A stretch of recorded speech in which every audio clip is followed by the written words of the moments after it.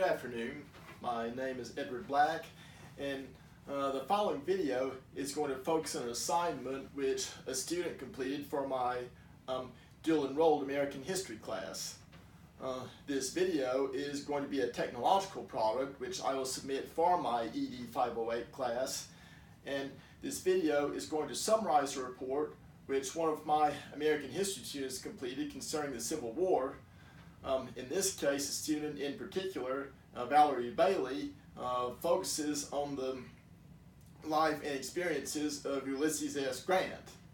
Now, Ulysses S. Grant is undoubtedly best remembered as one of the Union's most effective generals in the Civil War. In addition to his performance as Civil War general, which he is best remembered for, Grant would later on be elected to be 18th President of the United States shortly after the Civil War. And for all manner of reasons, Grant's story proves to be very interesting because it provides a prime example of how somebody in America can rise from humble beginnings to very high positions of office and power. Now, when Valerie was discussing Ulysses S. Grant, her report opens with Ulysses S. Grant's background. Ulysses S. Grant was born in Point Pleasant, Ohio, and he is given the name of Hiram Ulysses Grant. Grant's father, Jesse Root Grant, and his mother, Hannah Simpson Grant, were farmers. Shortly after Grant was born, Grant and his family moved to Georgetown, Ohio, and Grant's father worked as both a farmer and a tanner. Now, Grant grew up working in his father's farm and tannery, and since Grant was not very thrilled or enjoyed really working in the tannery, Grant's father would assign him to do other types of roles on the farm. While growing up and working on the farm, Grant acquired a keen reputation and great skill in horsemanship, and this skill would serve him very well during his military career. Now, Grant attended school until age 14, and Grant first began to look beyond his father's farm and tannery when he received an appointment to the U.S. Military Academy at West Point. Grant's appointment makes an interesting story because what happened was that originally Grant's appointment was to go to the son of a neighbor. However, when this neighbor's son was unable to attend West Point, Grant's father, Jesse Simpson Grant, learned about this, and so he wrote to the congressman in Ohio, the congressman of Ohio, and Grant was granted admission. Grant was not very thrilled about a military career. It required considerable prodding by his father for him to decide to attend West Point, but Grant finally concluded that West Point would offer an excellent opportunity to further his education. As a cadet at West Point, Grant was not especially a standout academically. Grant ranked 21 out of 39 cadets, and he graduated with West Point class of 1843. However, Grant did acquire considerable skill, and he excelled at both mathematics and horsemanship, and Grant hoped to be a math teacher following his graduation from West Point. Before he could aspire to working as a math teacher, Grant was required to complete 4 years of military service. Now, when Grant first received his commission, he was commissioned as second lieutenant in the 4th Infantry Regiment, and the 4th Infantry Regiment found itself assigned to St. Louis. While Grant was assigned to St. Louis, he met his future wife, Julia Dent, and shortly after meeting Julia Dent, America found itself embroiled in the Mexican War. Now, America fought the Mexican War for the purposes of acquiring Texas, California, and the Southwest from Mexico. Spain had originally controlled these territories, and then when Mexico gained independence from Spain, she had inherited them. However, Mexico proved unable to effectively settle or govern these locations, and these territories proved easy pickings for a rapidly expanding United States. Grant was originally assigned to the Quartermaster's Corps, but Grant wanted to find a way into the action, and he was always able to find a way to where he would be in the thick of the fighting. While serving in the Mexican War, Grant acquired a strong reputation for personal courage, and he saved his future wife's brother, Fred Dent, during battle in the Mexican War. Because of Grant's courage and bravery on the battlefield, he was promoted to first lieutenant and captain. Now, while Grant did show immense personal courage on the battlefield, he also showed other qualities which would serve him very well in the upcoming Civil War. Most notably, Grant learned how to be decisive, and he also had the courage and certainty to step forward and take charge and responsibility whenever the issue was in doubt. Now, while Grant showed unquestioned personal courage on the battlefield and showed himself to be of a very exceptional competence, Grant also made it very well known that he was strongly opposed to the Mexican War. He stated, "I was bitterly opposed to the measure, and to this day regard the war, which resulted, as one of the most unjust ever waged by a stronger against a weaker nation." He also later stated, "I do not think there's a more wicked war. I had thought so at the time, only I had not moral courage to resign." Now, what's interesting is that while Grant showed himself very dedicated to his job while serving as an officer, Grant also was very perceptive of political winds in the United States. And Grant made it very crystal clear that his opposition to the war stemmed from the fact that America was fighting this war for the purposes of acquiring territory for slavery, and there's very little doubt that that was the case. Southern congressmen had been among those ardent proponents of the Mexican War, and given that President James Polk was a congressman from the South who owned slaves and owned a large plantation, it is not surprising that Congress had very little trouble in persuading the president to seek war with Mexico. Following the Mexican War, Grant remained in the Army, and he later on married his his fiancée, Julia Dent. Now, unfortunately, after the Mexican War, Grant's career in the Army took a downturn because Grant found himself repeatedly assigned away from his family, and during this time in the Army, Grant developed a bad reputation for drinking.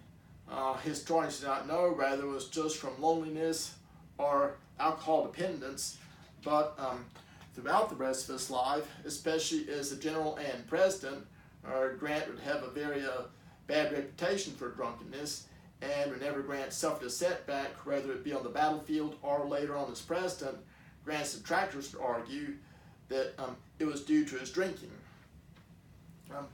7 years after receiving his commission in the Army in 1847, Grant resigned his commission in 1854, and he moved in on his father-in-law's land and started work and tried to make a go of it as a farmer.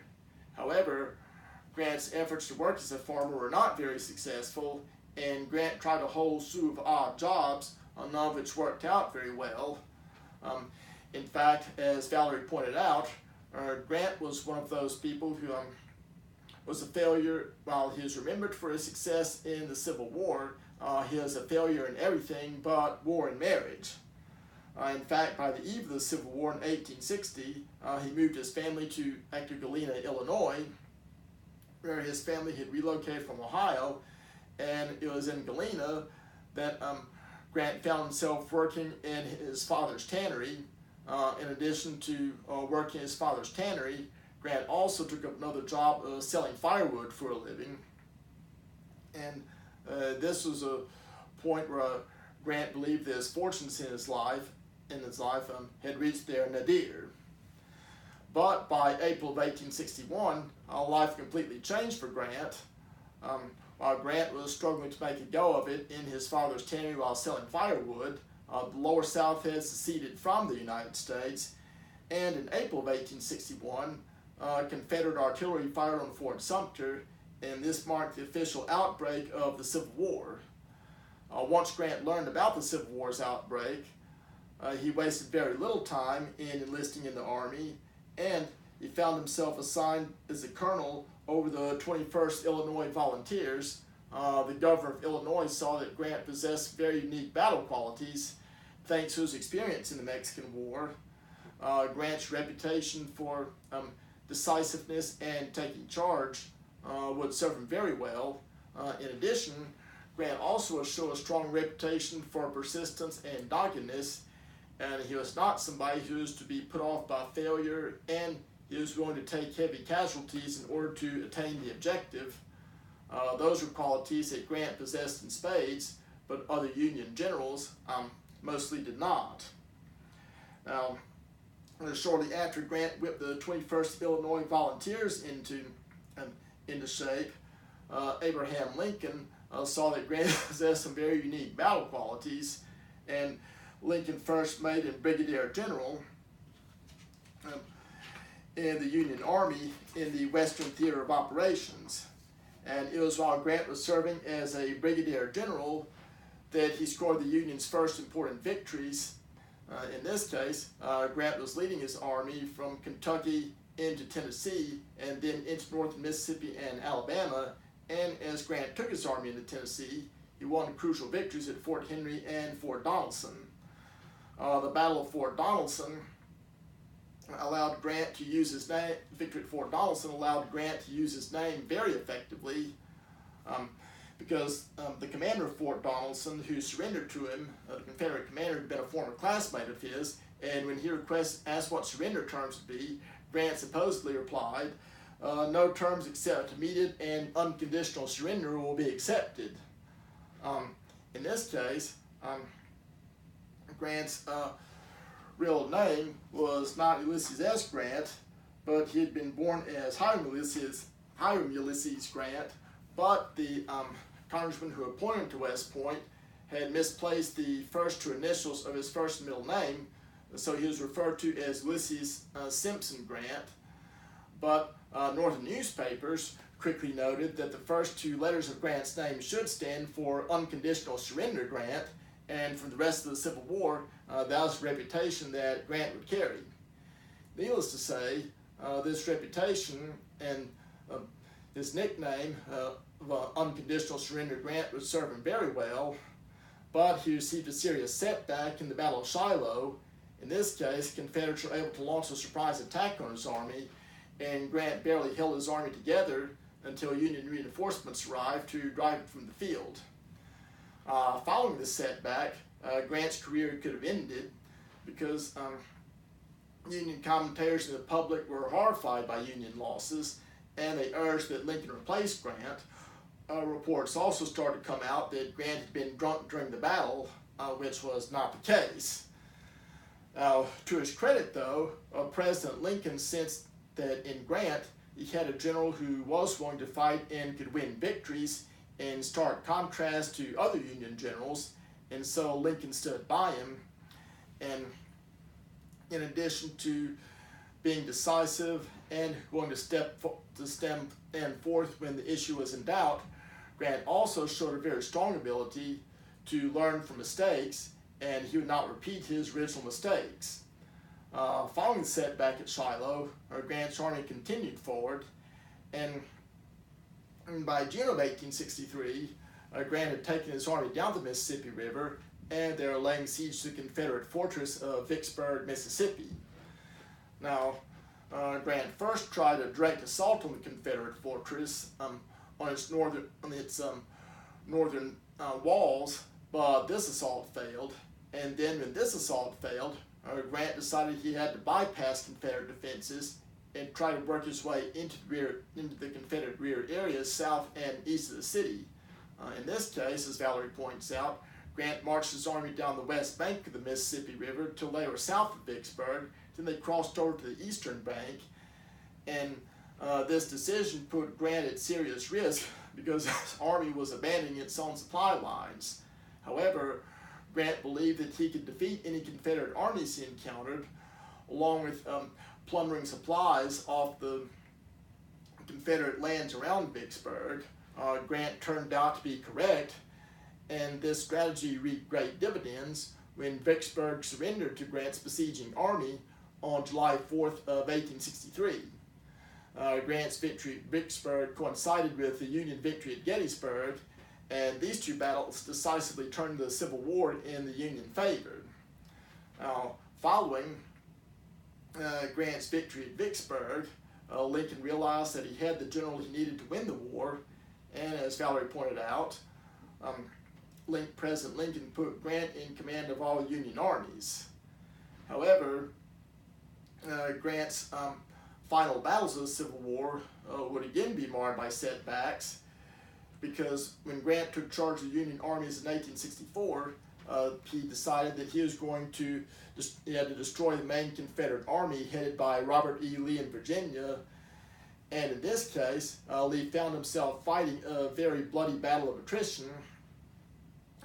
Grant realized that he had both the advantage in numbers of men, and he could replace his losses while Lee could not. But what happened was that, unfortunately, the Union public had become very weary of war. What happened was that after Grant's troops took heavy losses with little progress, the public urged Lincoln to replace him, and when Lincoln stood by him, the Union public was considering turning Lincoln out of office.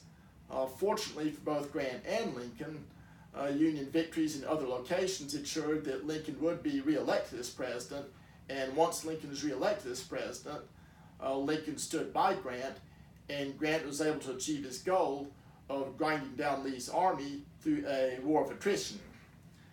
Now, Grant was able to achieve the surrender of the main Confederate army under Lee in 1865 at Appomattox Courthouse, and once Lee had surrendered to Grant, Grant's reputation was permanently assured.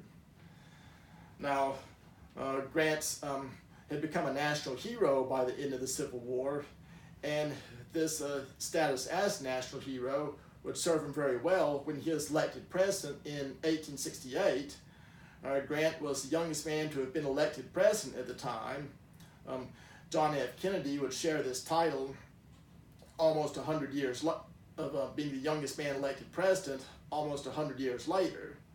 However, Grant's performance as president was less than stellar, because in stark contrast to Grant, who, whatever his weaknesses, was a man of honesty and integrity, the same could not be said for the rest of Grant's cabinet.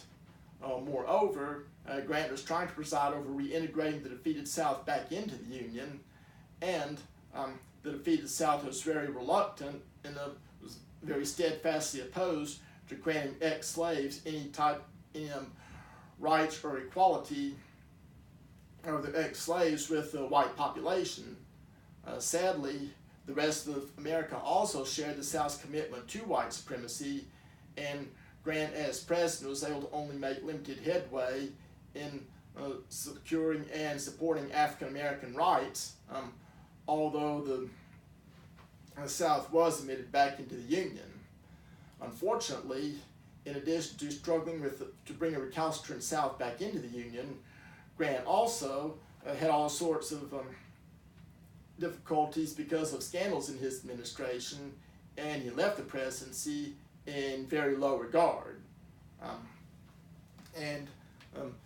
Following Grant's presidency, the defeated South was readmitted back into the Union, but it had managed to restore much of the old antebellum social order with respect to consigning African-American some ex-slave population to second-class status, and in both legal terms and political status, African Americans would remain second class for almost 100 years after the Civil War.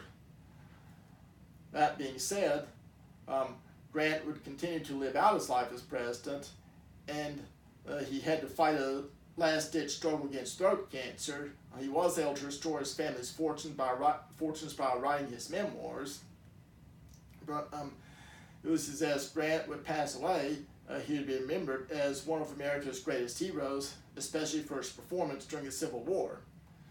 I would like to commend Valerie for putting out an excellent report on Grant. She very accurately, I believe, described Grant's performance in both the Civil War, and she also provided an interesting summary of his presidency. I believe that Valerie did a very good job on this report, and I look forward to being able to perform similar performances by students in my future classes.